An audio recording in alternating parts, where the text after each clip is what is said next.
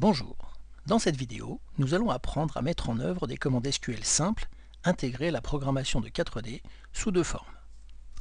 Plusieurs lignes de commande SQL insérées dans un bloc de traitement SQL, une seule ligne de commande qui exécute la liste des commandes stockées dans une variable texte. En complément du langage de 4D, nous pouvons intégrer dans 4D des commandes SQL comme vous le faites dans d'autres outils, MySQL Query en PHP, IncludeSQL en COBOL, etc. Ces commandes peuvent être intégrées dans les développements existants de manière très simple. Nous allons reprendre notre formulaire statistique pour calculer le même tableau à partir de commandes SQL. Je duplique le bouton.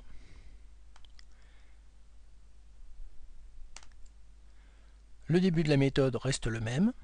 N'ayant pas encore sélectionné de fiche, le tableau des techniciens aura 0 ligne.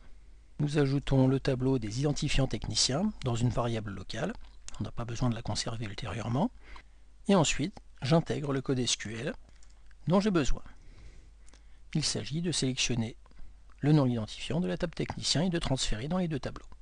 Notez la syntaxe qui indique à 4D de transférer le résultat dans les tableaux.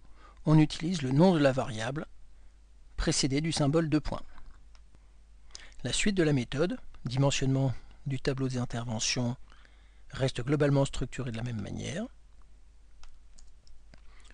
On rajoute juste la valeur de $NB pour savoir combien de techniciens on a à traiter. Ensuite, on enlève toute la fin.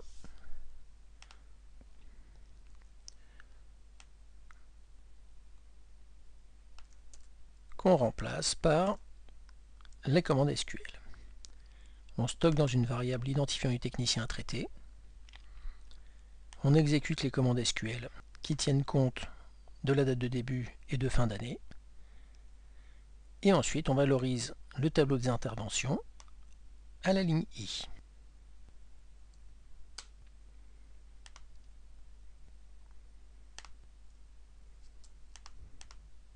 À l'exécution de la méthode, ici nous passons le code SQL, nos techniciens sont bien au nombre de 7.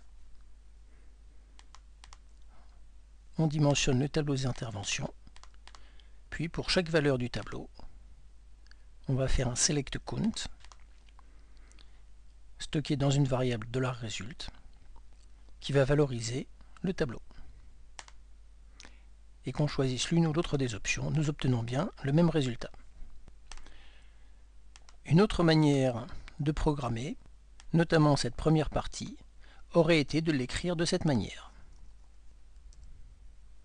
C'est-à-dire qu'on écrit la requête dans une variable texte, et ensuite, entre un début et une fin SQL, on utilise la commande exécute immédiate, à laquelle on passe la requête sous forme de texte, ce qui donne exactement le même résultat que ceci.